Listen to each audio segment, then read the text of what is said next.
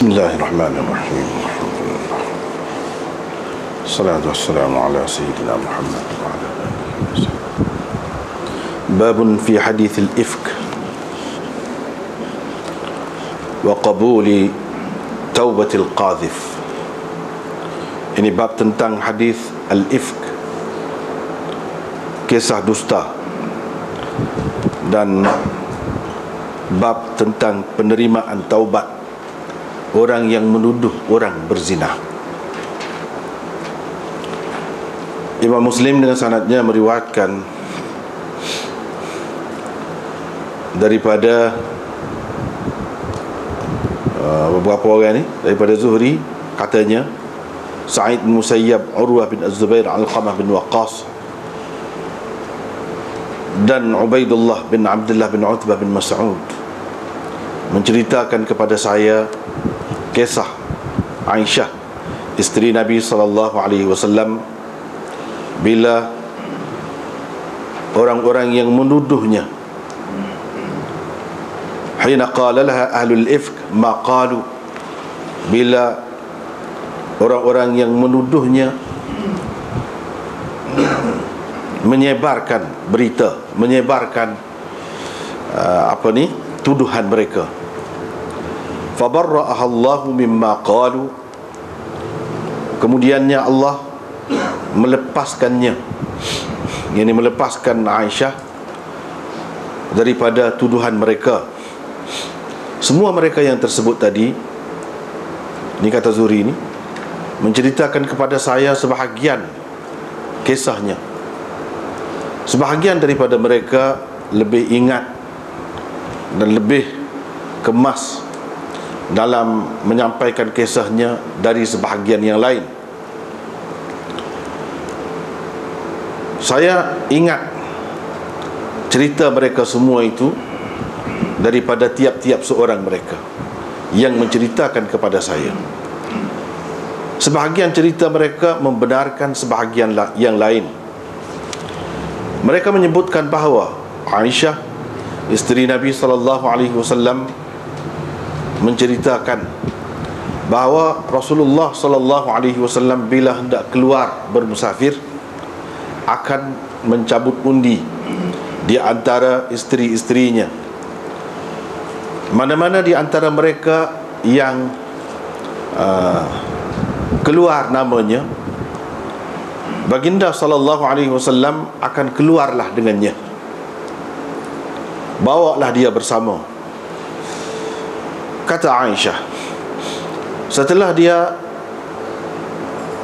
membuat cabutan undi di antara kami untuk keluar pergi ke suatu peperangan yang dilancarkannya, nama saya yang keluar, maka sayalah yang keluar dengan Rasulullah SAW.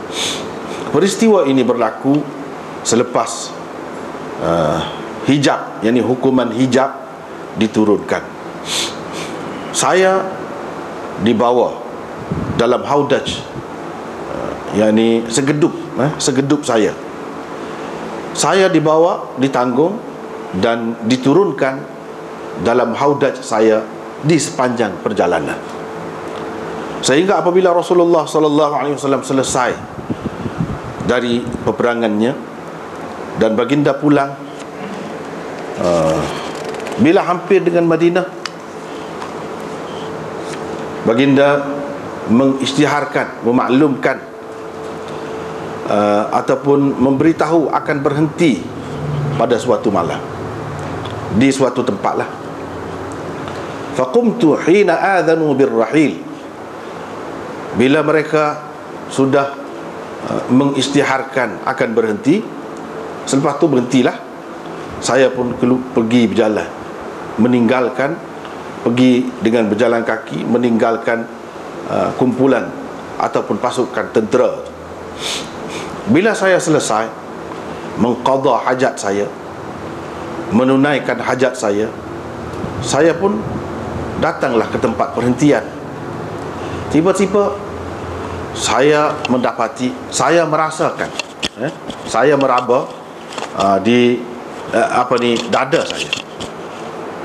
Saya dapati kalung saya daripada Jaz'i Zafar, daripada mata akik Yaman, telah terputus, putus. Jadi hilang. Saya pun kembali mencari kalung saya di tempat saya pergi tadi. Jadi dalam keadaan mencari itu, saya tertahan di situlah untuk mencari kalung tadi. Sementara orang-orang yang mengangkat saya dan meletakkan haudaj saya, mereka letakkannya di atas unta saya yang saya naiki. Mereka ingat saya ada di dalamnya. Qalat, kata Aisyah, orang-orang perempuan pada masa itu ringan, mereka tidak gemuk, tidak berisi, dan tidak banyak daging, tidak berisi lah, tidak gemuk dan tidak berisi. Mereka makan hanya sedikit saja makanan. Jadi orang-orang yang mengangkat segedup saya itu tak perasan lah, tak perasan. Bila mereka membawa pergi dan mengangkatnya, saya pada ketika itu masih lagi kanak-kanak, hadis atas sin, muda sangat. Mereka pun mengangkat unta, membangkitkan unta, dan berangkatlah. Saya pun selepas itu saya menemui kalung saya. Selepas tentera itu berangkat, baru saya temui kalung saya yang hilang itu. Saya pun kembalilah ke tempat persinggahan itu. Di sana sudah tidak ada seorang pun yang menyeru, dan tidak ada seorang pun yang menjawab. Maksudnya tak ada siapa, tak ada siapa, sudah tak ada siapa pun situ. Saya pun pergi ke tempat yang sebelum itu saya duduk.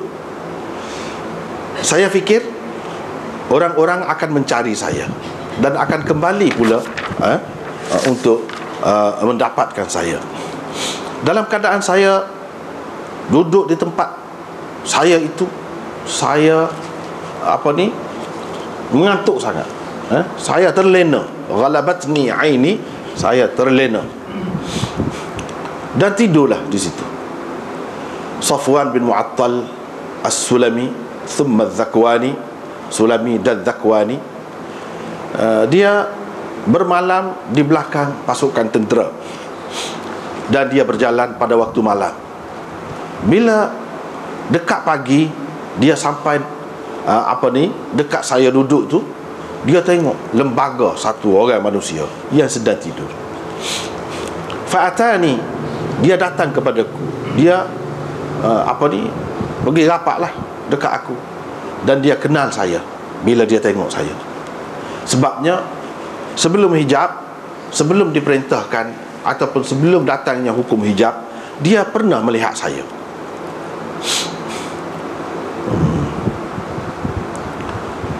Saya terjaga bila mendengar istirja'nya. Bila dia kenal saya, dia pun istirja'. Dia kata, inna lillahi wa inna ilaihi raji'un. Itu istirja'. Bila dia kata gitu, saya sedar.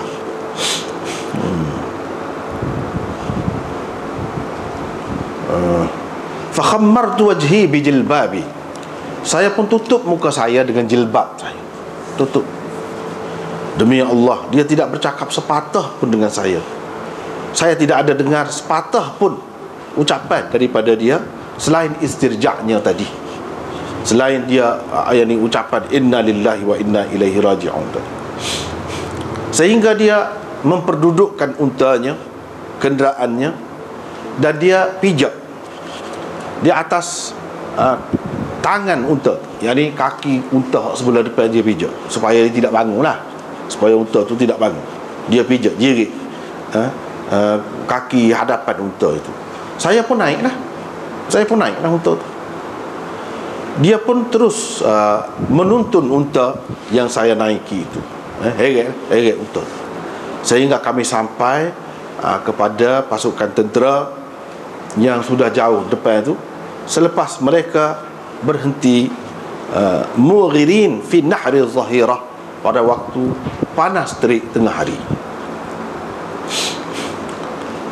Di situ binasalah orang-orang yang telah binasa kerana saya. Binasalah orang-orang yang telah binasa kerana saya. Maknanya orang-orang yang terlibat dalam tuduhan itu nyatalah di situ. Dan orang yang mengambil bahagian yang besar dalam penyebaran tuduhan ataupun dusta itu ialah Abdullah bin Ubay bin Salul. Selepas itu kami sampai ke Madinah. Saya jatuh sakit bila sampai ke Madinah selama sebulan. Orang ramai tak henti-henti memperkatakan tuduhan yang disebarkan oleh penyebar cerita dusta itu. Saya sendiri tidak tahu apa-apa pun tentangnya, tak berasa pun. Dia saja yang menimbulkan keraguan saya pada ketika sakit itu, iaitu saya tidak biasa mengesan, bukan begitu. Itu saja, dia saja yang menimbulkan keraguan kepada saya pada ketika saya sakit itu, iaitu saya tidak lagi merasai kemesraan yang biasanya saya rasai dari Rasulullah sallallahu alaihi wasallam. Selama ni mesra dia ni jadi kurang sikit. Waktu yang beza kenapa? Bila saya sakit tu saya berasa gitulah, kurang sikit mesra dia. Rasulullah sallallahu alaihi wasallam hanya masuk, memberi salam, kemudian bertanya, "Kaifatikum?" Bagaimana keadaan kamu? Itulah yang menimbulkan keraguan saya. Tetapi saya masih lagi tidak berasa sesuatu keburukan telah berlaku. Sehinggalah apabila saya keluar selepas sembuh, tahan sikit sakit tu, keluar juga bersama saya Ummu Mistah, pergi ke Manasik, suatu kawasan tempat buang air. Itulah tempat kami buang air, Manasik tu. Dan kami tidak keluar kecuali pada waktu malam, hingga ke malam berikutnya, dan begitulah seterusnya. Mana keluar pergi buang air itu pada waktu malam. Begitulah keadaan amalan kami, kebiasaan kami sebelum kami membuat tandas-tandas berhampiran dengan rumah-rumah kami. Keadaan kami sama seperti keadaan orang-orang Arab zaman dahulu kala. Yakni untuk buang air, gitulah sepuluh orang dulu. Kami menganggap ataupun berasa jijik dengan adanya tandas-tandas berhampiran dengan rumah. Fantalaqtu ana wa Ummu Mistah. Saya pun berjalanlah dengan Ummu Mistah. Dia ialah bintu Ruhmin, anak perempuan Ruhmin, Abi Ruhmin bin Al-Muttalib bin Abdi Manaf. Maknya ialah anak perempuan Sakhr bin Amir, iaitu mak saudara sebelah ibu bagi Abu Bakar As-Siddiq. Anaknya Mistah bin Uthathah bin Abbad bin Abdul Muttalib. Ketika pulang, saya dengan bintu Abi Ruhm, yakni Ummu Mistah tadi, ketika pulang dan sudah hampir, ketika pulang menuju ke rumahku, bila selesai menunaikan hajat kami, Ummu Mistah tergelincir kerana terpijak kainnya yang labuh. Kainnya yang labuh dia tergelincir, nak rebah. Faqalat, maka dia pun kata, ketika dalam keadaan gitu tu, ta'isa Mistah, celakalah Mistah, celakalah Mistah, punah Mistah. Boleh juga. Faqultu laha bi'sa ma qulti. Tak molek kata begitu. Bapa duduk maki satu orang yang telah ikut serta dalam peperangan Badar. Yang ni anak dia lah, dia maki anak dia tu. Dia kata Mistah tu anak dia lah, Ummu Mistah tu. Ta'isa Mistah. Qalat, dia pun kata, ai hanta tu mana mek kalau kita lah, kalau kita bahasa Kelantan kata ai hanta mek we gitulah. Awalam tasma'i ma qal, mu tak dengar ke apa yang dia kata? Qultu, saya kata, apa yang dia kata? Dia kata, Ummu Mistah kata, Aisyah kata, dia pun ceritalah kepada saya apa yang disebarkan oleh penyebar fitnah itu. Maka bertambah-tambahlah sakit saya. Sakit sedia ada nak sembuh tu jadi kau sakit. Bila pulang ke rumah, Rasulullah SAW masuk menemui saya, lalu memberi salam. Kemudian dia pun tanya, kaifatikum, bagaimana keadaan kamu? Qultu, saya pun kata, engkau izinkan kepada saya untuk pulang kepada kedua ibu bapa saya. Bui kau nak kelik di rumah ni, mak ayah. Qalat, kata Aisyah, saya pada ketika itu nak memastikan cerita, nak memastikan cerita, ya, baru dia tahu. Nak tahu, nak pasti daripada kedua orang ibu bapa je, mak ayah dia nak tahu. Rasulullah SAW pun benarlah saya balik. Saya pun pergi balik jumpa dengan dua ibu bapa saya, mak ayah saya. Saya pun kata kepada mak we, ya ummata, mak we, ma yatahaddatsun nas, apa yang orang duduk cakap ni, orang duduk kecek ni? Faqalat ya bunayya hawwini alaik. Mak apa ni, dia pun kata, yang ni mak saya kata, ya bunayya, wahai anakku, hawwini alaik, bersabarlah, sabarlah. Fa wallahi, demi Allah, laqallama kanat imra'atun qattu wadhi'ah 'inda rajulin yuhibbuha wa laha dharair illa katharna 'alayha. Jarang sekali seorang, mana-mana perempuan pun yang cantik menjadi isteri kepada seorang yang kasih kepadanya, dia pula mempunyai beberapa orang madu, mestilah ada banyak cerita-cerita yang seperti ini. Kata dia. Qalat, kata Aisyah, saya pun katalah, bila dia kata subhanallah, wa qad tahaddatha an-nasu bihadha, orang sudah bercakap-cakap begitu ke? Qalat, dia kata, fabakaitu tilka al-laila. Aisyah cerita, saya pun menangislah pada malam itu sampai ke pagi. Tidak berhenti menangis sampai ke pagi. Asal mana dia, la yarqa'u li dam'un, mana air mata tu tak berhenti, bercucuran air mata.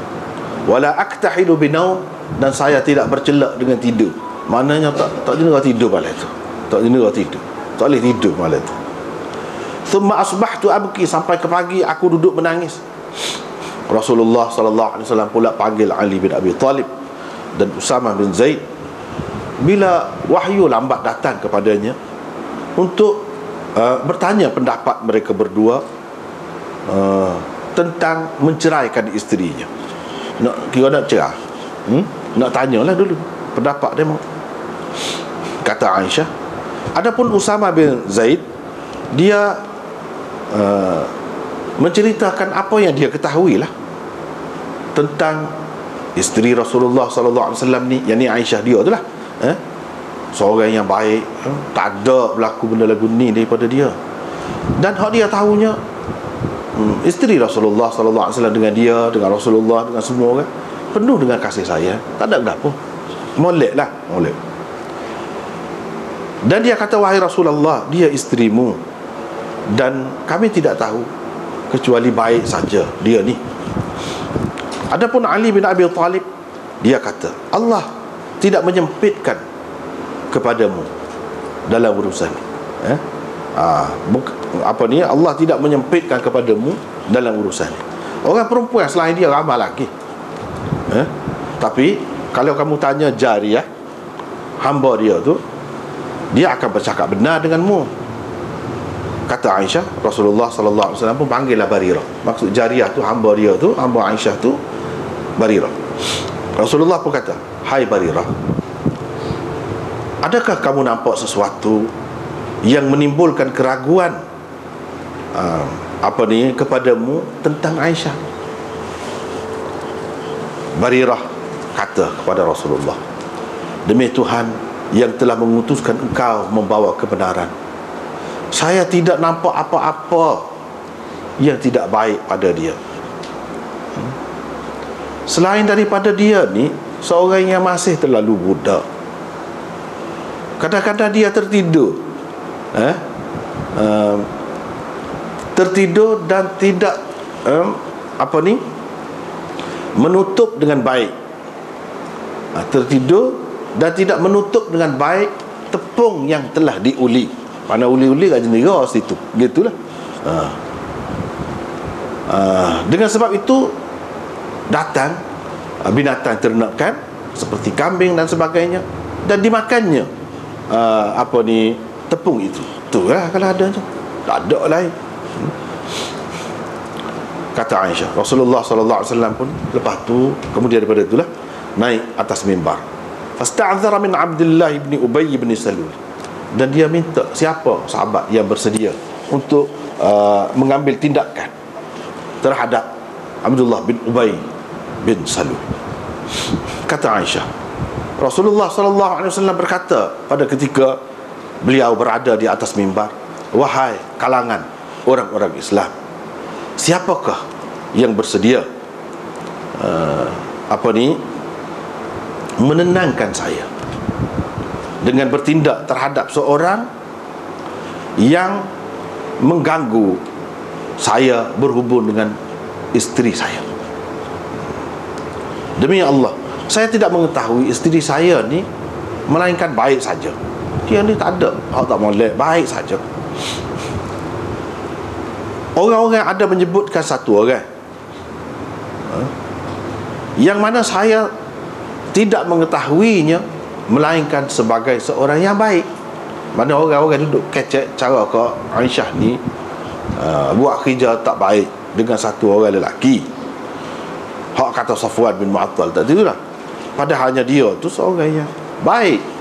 Hak kita tahunya, dia masuk ke rumah saya, dia tidak masuk melainkan dengan saya.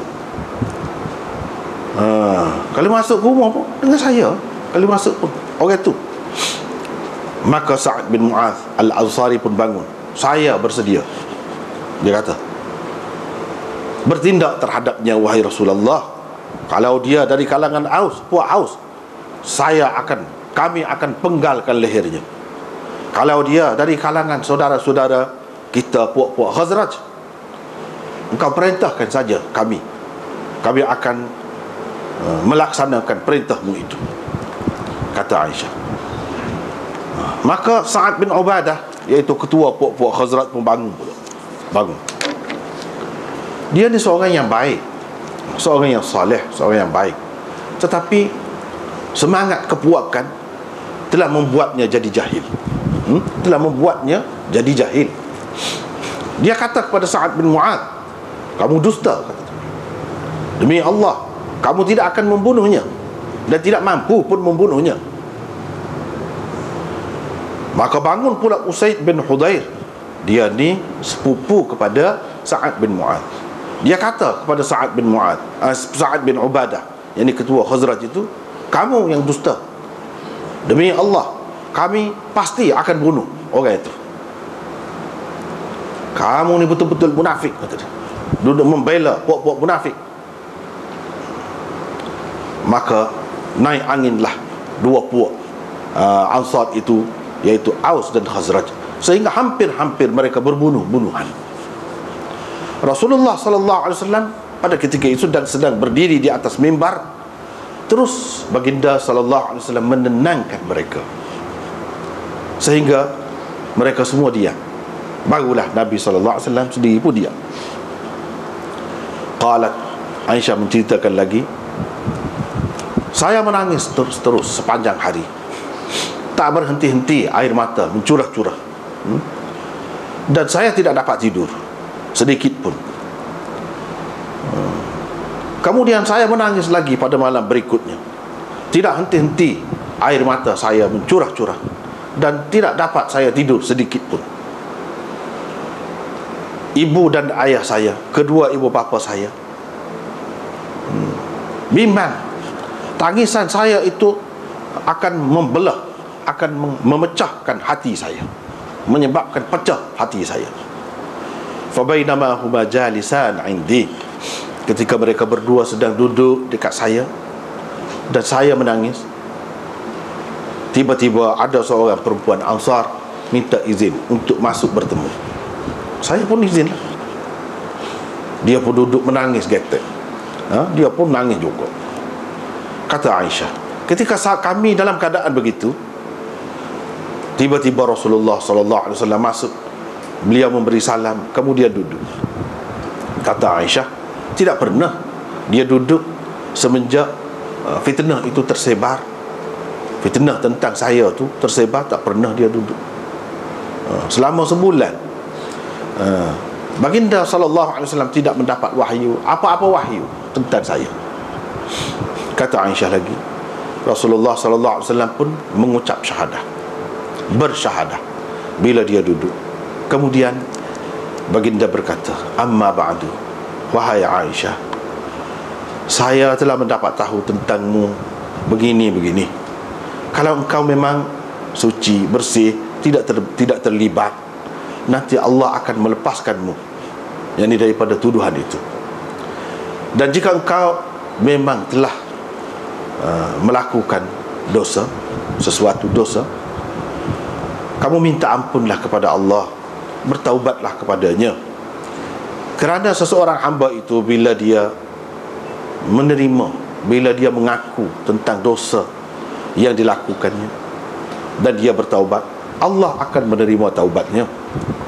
Kata Aisyah lagi, bila Rasulullah SAW selesai mengucapkan kata-katanya itu, qala saddam'i, terus berhenti air mata saya. Qala saddam'i, air mata saya berhenti serta-merta, sehingga saya tidak merasakan ada setitis pun air mata. Faqultu li abi, ketika itu saya kata kepada ayah saya, ajib anni, tolonglah jawab bagi pihak saya kepada Rasulullah tentang apa yang dia kata tu. Ayah saya kata, demi Allah saya tak tahu apa yang saya nak kata kepada Rasulullah SAW. Saya kata pula kepada mak saya, tolonglah jawab bagi pihak saya kepada Rasulullah SAW. Dia kata, demi Allah saya tak tahu apa nak kata kepada Rasulullah SAW. Saya pun kata, dalam keadaan saya masih lagi mentah, budak mentah, tak ada banyak baca Quran pun. Sesungguhnya saya, wallahi, laqad araftu, sudah sedar bahawa kamu mendengar cerita ini, dan cerita ini telah mengambil tempat di hati kamu, dan kamu membenarkannya. Kalau saya kata kepada kamu bahawa saya tidak terlibat, dan Allah memang tahu saya tidak terlibat, kamu tidak akan membenarkan kata-kata saya itu. Dan jika saya mengaku melakukan sesuatu perkara di hadapan kamu yang mana Allah mengetahui saya tidak terlibat, tidak melakukannya, kamu akan membenarkan pula saya. Sesungguhnya saya, demi Allah, tidak mendapati perbandingan yang sebaik-baiknya di antara saya dengan kamu ni, melainkan seperti yang Tuhan kata berhubung dengan ayah Yusuf, fasabrun jamil wallahul musta'an ala ma tasifun. Hanya sabar sahaja, penawarnya Tuhan juga yang diminta pertolongan untuk menghadapi tuduhan-tuduhan kamu itu. Qalat, kata Aisyah, thumma tahawwaltu, saya pun berpaling, fattaja'tu ala firashi, dan berbaring di atas tilam saya. Kata Aisyah, Saya demi Allah pada ketika itu yakin saya tidak ada bersalah dan Allah akan melepaskan saya. Walakin wallah, tetapi demi Allah tidaklah saya sangka akan diturunkan berkenaan dengan saya ni wahyu yutla yang akan dibaca, yakni sepanjang masa, yakni Quran lah. Wala sya'ni kana ahqara fi nafsi min an yatakallam Allah azza wa jalla fiyya bi amrin yutla. Saya berasa terlalu hina untuk Allah menyebutkan tentang saya satu ayat ataupun menyebutkan tentang saya dalam Al-Quran yang akan sentiasa dibaca. Tak sampailah saya ni tahap tu, kira-kiranya berasa Tuhan tak akan sebutlah cerita ni. Saya cuma berharap Rasulullah SAW bermimpi saja. Di mana dalam mimpi itu Allah melepaskan saya daripada tuduhan itu. Kata Aisyah, demi Allah, belum lagi Rasulullah SAW meninggalkan tempat duduknya dan belum lagi keluar sesiapa pun daripada penghuni rumah itu, daripada rumah, Allah telah pun menurunkan kepada nabinya SAW, yakni ayat Al-Quran. Fa akhadhahu ma kana ya'khudhuhu min al-buraha 'inda al-wahy. Ketika itu kelihatan Rasulullah mengalami semacam kesukaran yang selalu dialaminya apabila mendapat wahyu, sehingga mengalirlah, menitislah seperti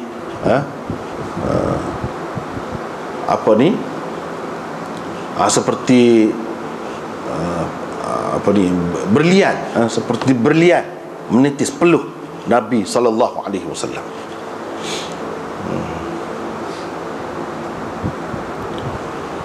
Pada hari yang sangat sejuk kerana beratnya firman yang diturunkan kepadanya. Kata Aisyah, bila selesai wahyu itu turun, Nabi SAW suka. Mula-mula sekali ucapan yang diucapkannya ialah, katanya, terimalah berita gembira wahai Aisyah. Adapun Allah, Dia telah pun membebaskan engkau, menyucikan engkau. Faqalat li ummi, mak saya pun kata, bangunlah engkau pergi kepadanya. Saya kata, demi Allah saya tidak akan bangun pergi kepadanya dan tidak akan memuji kecuali Allah, Tuhan yang telah menurunkan kelepasan saya, Tuhan yang telah menurunkan ayat yang membebaskan saya, yakni daripada tuduhan itu. Kata Aisyah, fa anzalallahu azza wa jalla, Allah menurunkan ayat, innal ladzina ja'u bil ifk usbatun minkum. Sesungguhnya orang yang membawa cerita dusta itu adalah satu kumpulan dari kalangan kamu juga. 10 ayat, 10 ayat semuanya tu. Allah azza wa jalla menurunkan ayat-ayat ini untuk menyatakan kesucian saya daripada tuduhan itu. Kata Aisyah, faqala Abu Bakar, maka Abu Bakar pun kata, dia selama ni duduk bagi belanja kepada Mistah, kerana Mistah ni anak-anak juga dengan dia dan orang susah. Dia kata, demi Allah, la unfiqu alaihi syai'an abada, saya tak akan beri gapa-gapa dah, sama-sama sampai bila-bila pun tak saya beri dah ke dia selepas tuduhan yang dilemparkannya terhadap Aisyah itu. Maka Allah SWT menurunkan ayat, wala ya'tali ulul fadli minkum was-sa'ati an yu'tu ulil qurba. Kalau siapa-siapa ada kitab supon ni, dia ada bagi was-sa'atu, dia tu bukan was-sa'atu, silap, was-sa'ati, situlah. Tapi Abdul Majid baca tadi betul dah, cuma ni takut ada supon ni.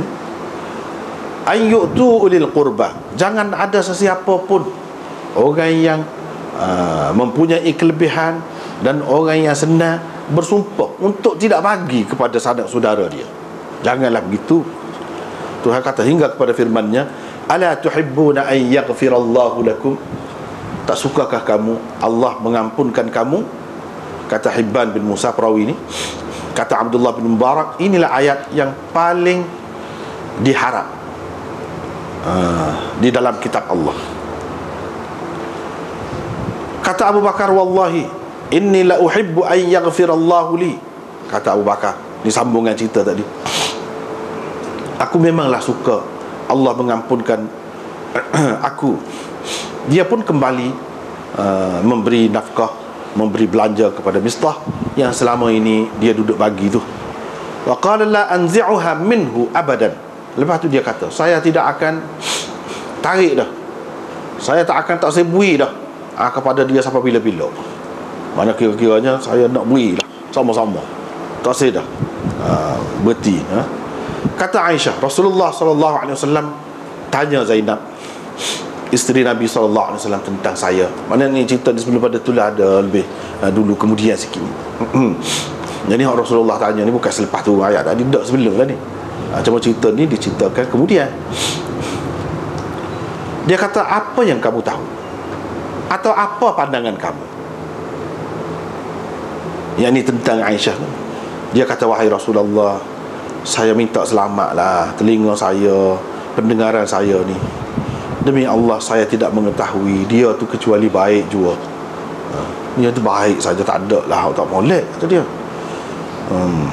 Tak saya lah, minta jauh lah dengar benda-benda lagu ni, ataupun tengok lagu ni, tak saya. Kata Aisyah, dialah isteri Rasulullah SAW yang menyayangiku dari kalangan isteri-isteri Nabi SAW. Allah telah menyelamatkannya, melindunginya dengan sebab sifat waraknya itu. Tetapi saudaranya pula, Hamnah binti Jahsh, duduk membelanya. Kerana itu dia pun terjebak juga dalam kesilapan orang-orang yang silap, yang salah. Dia pun binasa juga, termasuk di kalangan orang-orang yang binasa juga. Kata Zuhri, inilah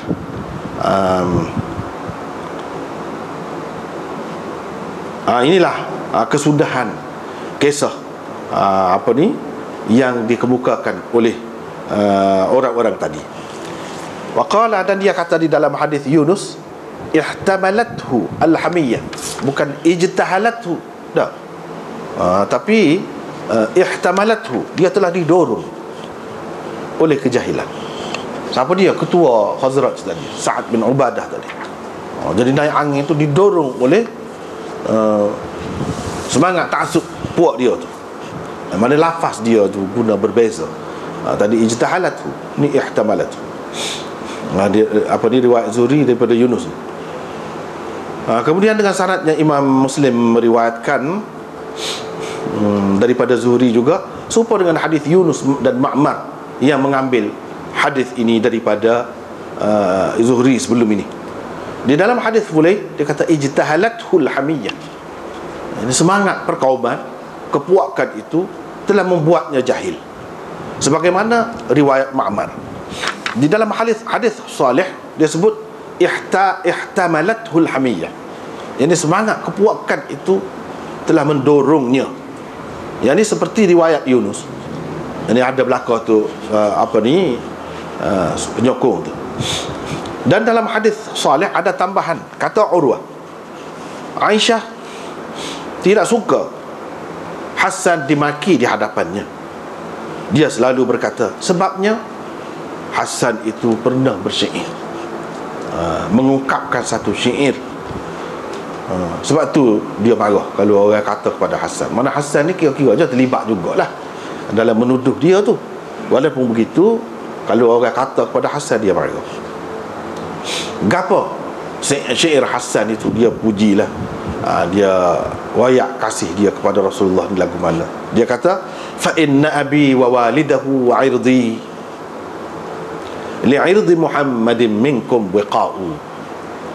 Sesungguhnya ayahku dan ayahnya ini ayah kepada ayahku lah, tukku lah.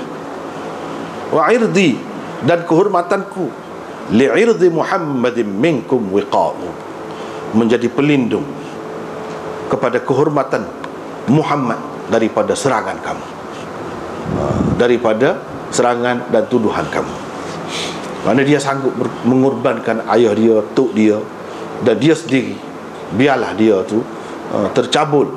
Jangan Rasulullah sallallahu alaihi wasallam, kehormatan Rasulullah sallallahu alaihi wasallam itu tercabul. Dia sanggup begitu. Dan dalam riwayat Saleh juga ada tambahan. Dia kata Urwah, kata Aisyah, wallahi innar rajul, demi Allah sesungguhnya orang yang dikatakan kepadanya apa yang telah dikatakan, itu makna asal dia, ini orang yang telah dituduh telah berjahat dengan aku, telah bersundal dengan aku, la yaqulu subhanallah, orang itu sendiri kata subhanallah bila dia dapat tahu, demi Tuhan yang nyawaku berada di tangannya, aku tak pernah pun selak kain perempuan, kata dia.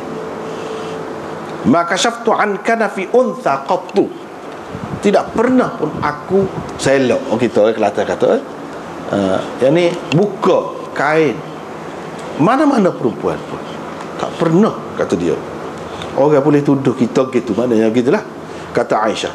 Kemudian dia selepas itu mati syahid di jalan Allah. Mana orang molek, siapa dia? Safwan bin Mu'attal yang heret dia naik unta waklik tu lah. Dalam hadis Yaqub bin Ibrahim, mu'irin fi nahri zahirah, yang ini dengan ain, mu'irin, bukan mughirin. Tapi Abdul Razak kata mughirin.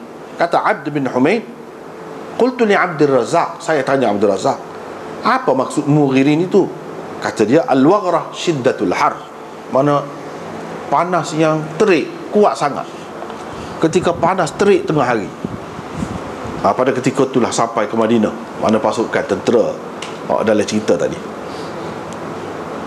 Dengan sanadnya Imam Muslim meriwayatkan daripada Aisyah, katanya, bila dzukira min sya'ni alladhi dzukira, yakni bila tersebar tuduhan terhadap saya, wa ma 'alimtu bihi, saya sendiri tak tahu apa pun, qama Rasulullah sallallahu alaihi wasallam khatiban, Rasulullah sallallahu alaihi wasallam pun berdiri di atas mimbar untuk berucap. Baginda bertasyahud, bersyahadah, yakni asyhadu an la ilaha illallah, dibaca gitulah, lalu memuji-muji Allah dengan pujian yang layak dengannya. Kemudian baginda berkata, amma ba'du ashiru alayya fi unasin abanu ahli, goyak, ceritalah kepada saya, kemukakan kepada saya nama-nama orang-orang yang menuduh isteri saya. Goyak, siapa hak terlibat?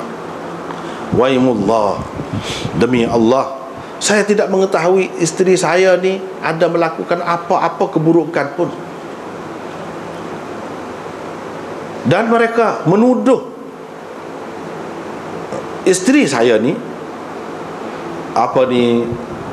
berzina ataupun melakukan perbuatan yang keji dengan orang yang, wallahi demi Allah, saya tidak pernah mengetahui ada apa-apa keburukannya, ada apa-apa kejahatannya. Dia tidak masuk ke rumah saya sama sekali, melainkan dalam keadaan saya ada, dan tidak saya pergi ke mana-mana, dia juga akan pergi bersama saya. Jadi masa mananya kalau nak ada nak tuduhnya, gitulah kira-kira. Lalu perawi mengemukakan hadis ini seterusnya serupa dengan kisah yang tersebut tadi. Wa fihi, dalam riwayat ini dia kata Rasulullah sallallahu alaihi wasallam masuk ke rumah saya, dia pun tanya jariyah, hamba saya, yakni Barirah. Barirah pun kata, demi Allah, saya tidak mengetahui apa-apa kekurangannya, cuma kalau ada pun dia ni tertidur sehingga kambing masuk ke dalam rumah dan makan tepung yang telah diulinya itu yalah. Cuma ajinah au qalat khamirah, supalah mana tepung yang telah diulinya. Hisham yang syak tentang ajin ke atau khamir.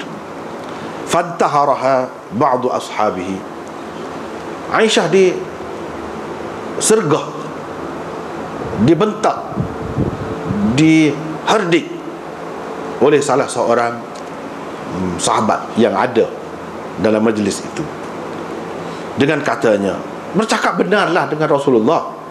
Gerahlah dia kata tu, hatta asqatu laha bihi, sehingga dia menjatuhkan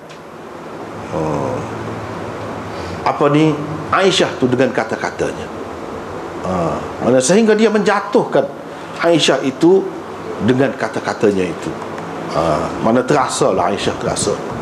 Faqalat, Aisyah kata, subhanallah, wallahi ma alimtu alaiha.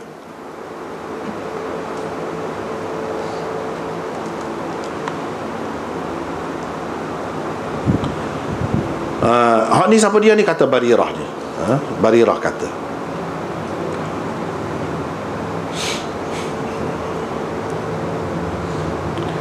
subhanallah, saya tidak mengetahui dia ni melainkan seperti yang diketahui oleh tukang emas,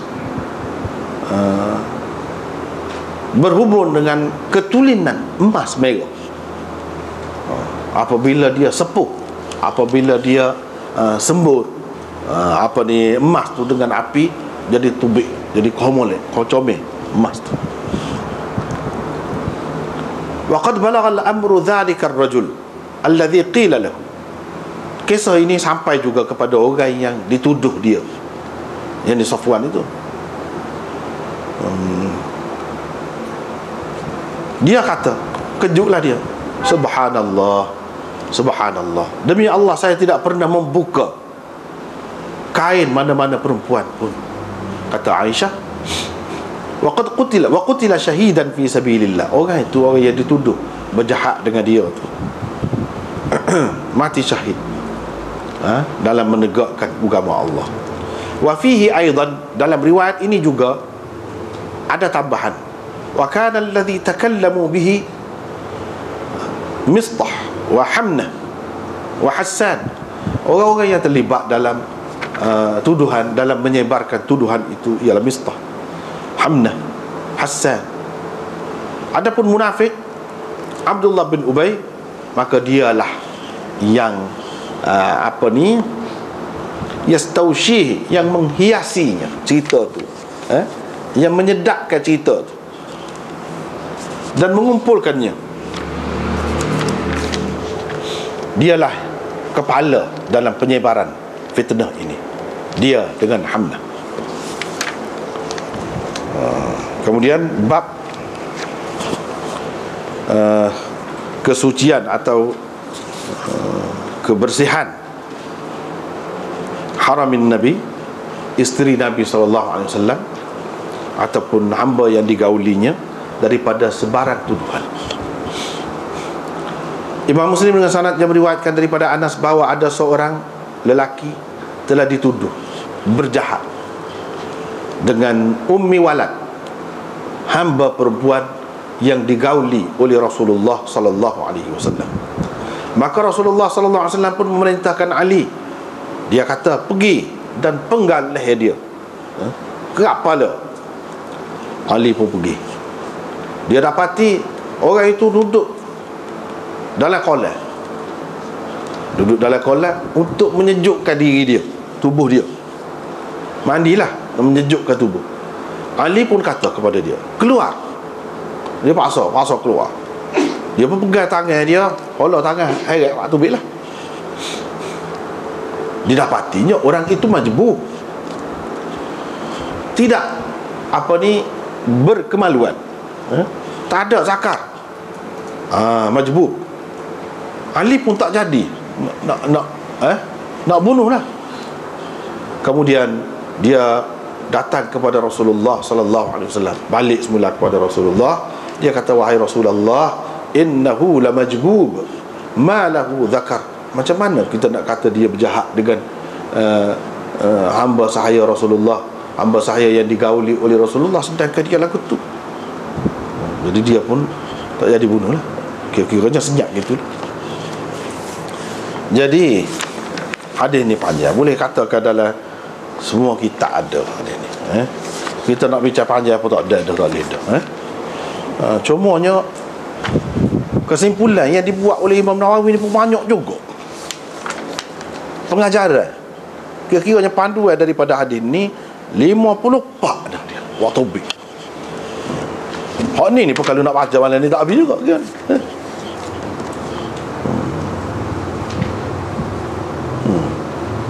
Panjang lah ni cerita ni. Tak apa, kita tengok dulu sikit sebanyak kesimpulan dia. Terjemah tu terjemah dah lebih kurang tu. Kemudian hak dalam syarah Imam Nawawi ni tak ada. Dia bahasa-bahasa hak jarang digunakan, mungkin orang tak faham. Dia perjelas tu lah. Dalam terjemahan tadi sudah jelas dah.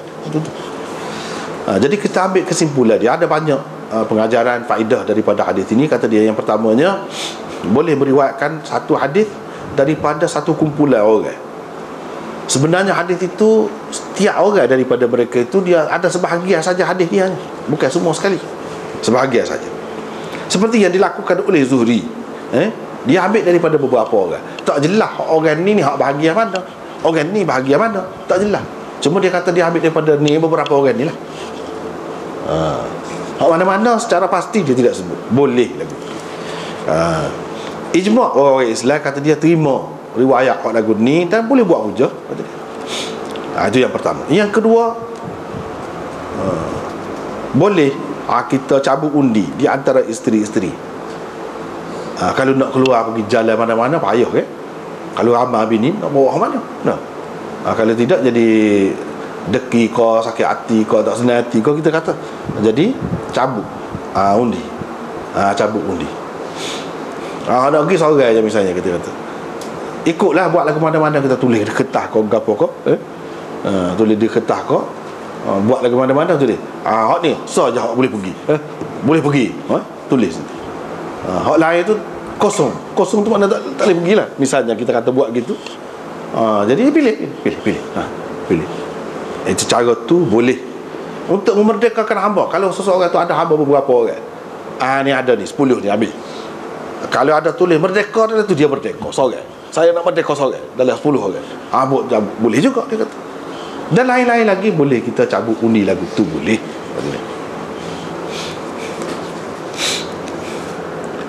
Lepas tu walaupun ada khilaf ulama juga dalam perkara ni, Imam Abu Hanifah dan beberapa kumpulan ulama tak boleh buat asas hak ni, adalah khilaf tu. Tapi bagi orang yang terima tu, dia kata gitulah. Yang ketiga, wajib mencabut undi di antara isteri-isteri. Kalau seseorang itu ada beberapa orang isteri, bila dia nak pergi berjalan mana-mana, wajib. Dan dia nak bawa seorang dua, dia nak bawa, dia wajib lah pada ketika itu. Yang keempat,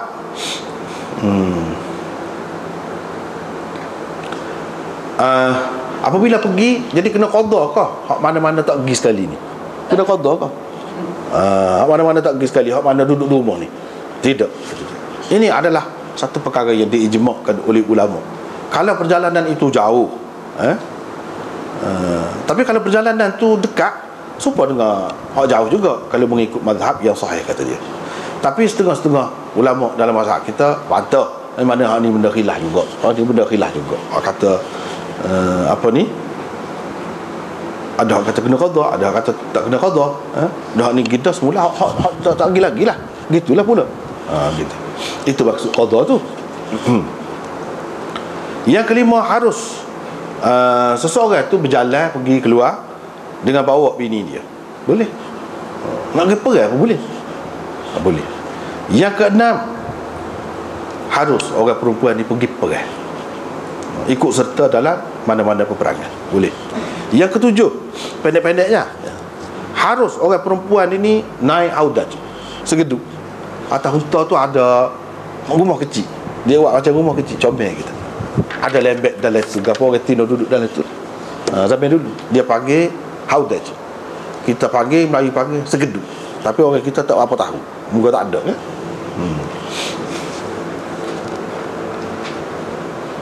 Boleh.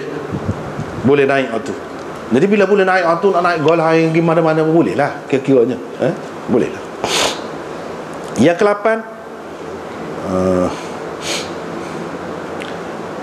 apa ni, boleh juga orang lelaki berkhidmat, beri khidmat kepada orang perempuan, melayan orang perempuan, akak, buat turun, tolonglah orang perempuan dalam perjalanan, boleh, walaupun dia bukan mahram, boleh.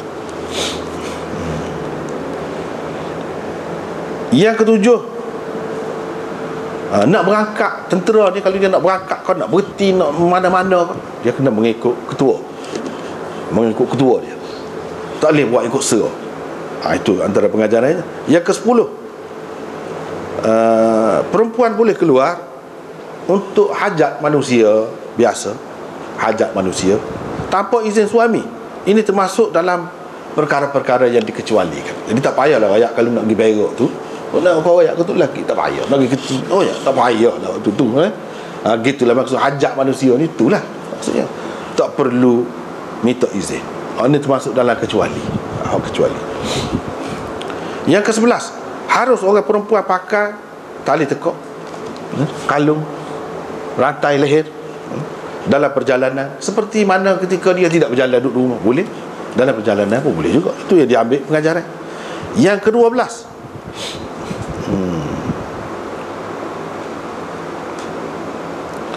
jadi hak semoleknya orang yang bawa naik, muat seorang perempuan di atas unta dia ataupun lain-lain lagi, jangan kecek dengan dia kalau dia tu tidak mahram. Mana hak tidak perlu, tak usah kecek lah. Gitulah. Kecuali kerana keperluan, boleh kecek. Sebab apa? Sebab orang ni, puak-puak ni, hak jual akak haudaj itu, segeduk tu, dia tak kecek. Dia pakai kira apa, ada akak gitulah. Yang ke-12, 13, kelebihan makan sikit. Jadi orang perempuan, dia kata pada masa tu tak makan banyak, kan sikit je makan, sikit je. Jadi tidak berisi lah, tidak banyak lemak, tidak banyak berisi tubuh tu, kata dia. Itulah keadaan di zaman Nabi SAW. Hak berlaku di zaman Nabi SAW, kiranya hak itulah yang terbaik, kata dia. Yang ke-14, harus boleh juga kalau dengan ditugaskan, mana duduk di belakang orang lain dalam perjalanan, tidak jalan sekali, jalan suku. Ada satu lagi pasukan ataupun seorang dua kau yang nanti menyusul di sebelah belakang, nanti tengok gapo-gapo, tinggal gapo-gapo. Boleh buat lagu tu. Untuk sesuatu keperluan yang mungkin telah berlaku kepada tentera tu, kalau perlulah. Kecuali kalau perlu duduk sekali semua, tu kena dengan perintah ketua lah. Kalau tidak, mana dalam keadaan yang kita tahu boleh, tak apalah, tidak pergi sekali pun. Ada duduk pergi alik belakang, seorang dua orang, tak apa. Yang ke-15, menolong orang yang susah, dan bagi bantuan kepada orang yang tak ada kelengkapan, tak ada kenderaan ke apa tu. Seperti yang dilakukan oleh Safwan tu, molek benar lah. Orang perempuan tinggal seorang, dia tolong, tak boleh tinggal gitu. Yang ke-16, berkelakuan sopan dengan orang-orang perempuan ajnabiyah, hak bukan mahram kita, orang lain, hak boleh nikah lah. Terutamanya pada ketika kita berdua-duaan ataupun tak ada orang lain lah dengan dia tu, kena bersopan. Sama ada di daratan ko, di lautan ko, di mana-mana ko, tak kira. Sebagaimana yang dilakukan oleh Safwan itu, molek benar lah. Dia waktu turun unta dia, lepas tu dia jejak, jerit kaki unta sebelah depan tu supaya unta tu tidak bangun. Sebab nak bila-bila nak naik tu, kalau dia bangun tidak jatuh. Begitulah. Jadi berkelakuan sopan dan mulia, tanpa bercakap, tanpa soal banyak. Dan hak semoleknya, orang yang bawa benda saat ni, dia duduk depan, jangan duduk sebelah dia, dan jangan duduk alik belakang orang perempuan tu. Dia duduk alik depan. Hak semoleknya gitu, duduk alik depan. Yang ke-17, elok mana kita mengutamakan orang untuk naik duduk selesa di atas kenderaan kita, dan kita tu jadi susah sikit. Molek buat gitu tu, molek. sebagaimana yang dilakukan oleh Safwan juga. Itu pengajarannya. Yang ke-18 ialah istihbab, yang molek kalau kita istirja', ini mengucapkan inna lillahi wa inna ilaihi raji'un bila kita menghadapi sesuatu musibah, sama ada musibah dalam agama ke, dunia ke, diri sendiri ke, orang lain ke, ikutlah, tak kira lah, sehingga lapu mampu inna lillahi wa inna ilaihi raji'un juga boleh, molek kata begitu. Yang ke-19, perempuan kena tutup muka dia, elok tutup muka dia daripada pandangan orang asing, sama ada dia orang soleh ataupun tidak soleh. Yang ke-20, harus bersumpah walaupun tidak minta bersumpah. Tak ada siapa dia minta bersumpah, demi Allah macam kan tadi. Bersumpah dah tu, demi Allah tu, tak ada siapa dia minta bersumpah pun boleh. Yang ke-21,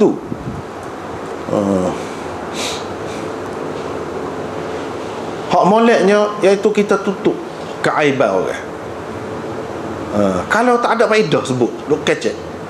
Misalnya orang tuduh seseorang buat benda tak molek, kita tak selesai balah, duk sinyal.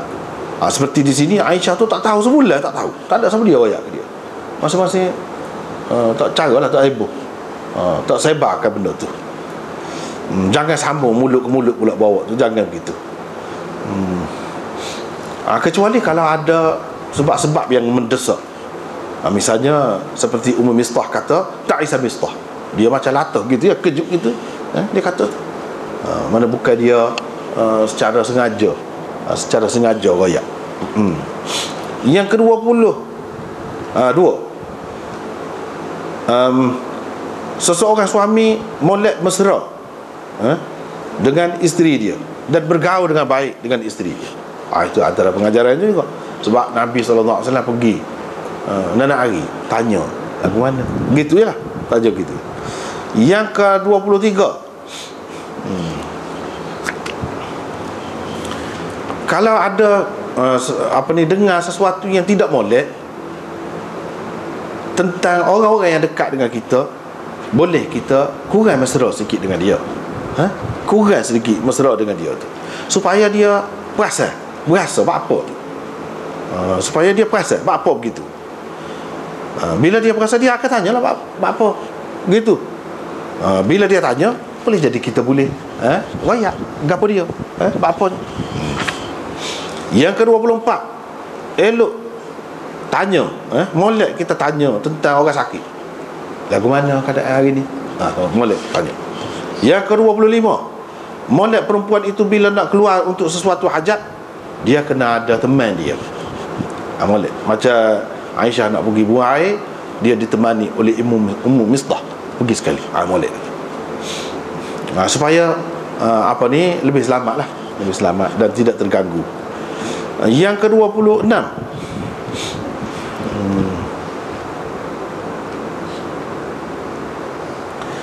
mana kita sebagai seorang sahabat, orang yang rapat dengan seseorang tu, biar berasa tidak suka juga kepada orang-orang yang terlibat dalam memburukkan sahabat kita, orang yang kita sayang. Jangan tuai dia, jangan tambah pula. Bahkan kita kalau betul-betul sayang kepada seseorang tu, jangan ikut orang cerita orang yang duduk sahabat, tidak turut kan. Bahkan kita bersimpati dengan sahabat kita ataupun orang yang rapat dengan kita tu. Seperti mana Ummu Mistah misalnya, dia siapa sayang kepada Aisyah tu, dia makilah, kita kata, dia kata buruk kepada anak dia sendiri. Pasal apa? Pasal dia lebih sayang kepada Aisyah. Tiba-tiba anak dia duduk kecek gitu.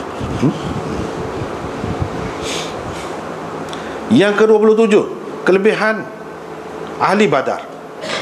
Dan kita kena bela mereka sebagaimana yang dilakukan oleh Aisyah dalam dia membela Mistah, sebab Mistah tu ahli Badar. Tak boleh elok mana orang kata kepada sahabat ahli Badar, kau orang dengar, tak boleh, kena kata, kena sekat dia. Yang ke-28, isteri tidak boleh pergi ke rumah kedua ibu bapanya melainkan dengan izin suaminya. Ni dalam ni juga kena minta izin. Tadi kita baca tadi. Yang ke-29, harus kita menyatakan keheranan kita kejut kita dengan mengucapkan tasbih. Hak ni berapa kali dah kata dia ni, hadis banyak dah sebelum pada ni. Kita royak berapa kali dah. Kata subhanallah. Tu ketika kejut. Boleh. Kita kata buat apa? Tasbih kejut pulanya. Kejut tu mana tasbih pula. Tak main molek lah lagu tu. Kejut. Yang ke-30,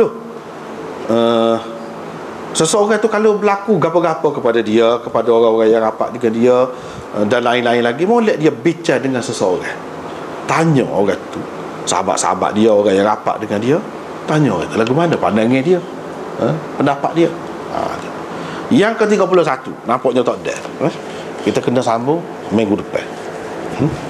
Kena sambung minggu depan. Hak sebenarnya dalam banyak-banyak Imam Nawawi sebutnya pengajaran di sini, ini adalah salah satu hadis yang diriwayatkan oleh Bukhari, Muslim dan lain-lain lagi yang dipertikaikan oleh setengah-setengah ulama. Ni hadis besar yang dipertikaikan oleh setengah-setengah ulama. Jadi nampak tak ada lah mana yang kita tengok sekali lalu tadi kan. Kena minggu depan, tak tahu minggu depan insya-Allah. Jadi minggu ni sekat ni dulu. Wallahu a'lam.